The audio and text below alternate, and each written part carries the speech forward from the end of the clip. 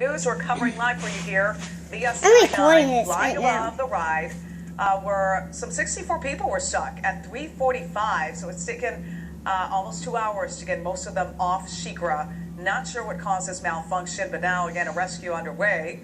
The park tells us they're going to be examining the systems of this roller coaster might be ride on to make sure YouTube. everything's okay before reopening the ride. I can They just take the safety of their passengers and parkgoers very seriously. That's a statement we got from Busch Gardens earlier today. That's at Busch Gardens. I know where it is. A number of people still stuck. I'm going to keep watching this. We're going to come back to this in the meantime. It's 5:39. Let's take you live. I'm recording this. Now, your weather on the 9's forecast featuring Cars Gone 9. Damn it. What? 5:39, and you're just Diane Catchmark. Let's What? see what we placed right What? behind. We have a sea breeze, and you have to look close. What? We did get one good little thunderstorm earlier, but now What? we have just a couple of showers that are lined up on the sea breeze, which happens to line up with I-75. So this is what we're seeing right now, right in eastern Hernando County, following all the way down into the New Tampa area. So from New Tampa down to Tampa Palms, we have some downpours here, not as heavy as the one we saw earlier, but we are seeing some rain in these locations, and everything will push off down to the south and east. So yes, it might make it over to Temple Terrace and Thanota Sassa. But then we head northward, and we see the showers in through central Pasco and all the way up into eastern Hernando County, just west of Ridge Manor, and then probably push in there. Nothing is going to be very widespread. Here's my little A bennies. lot of moisture.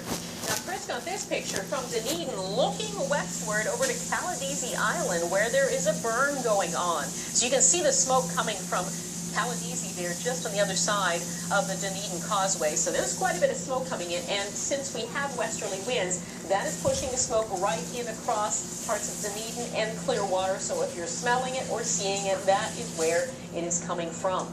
Bradenton camera right now, brought to you by Solar Shield Windows and More. We can see as we're looking east where that sea breeze doesn't have a lot to it.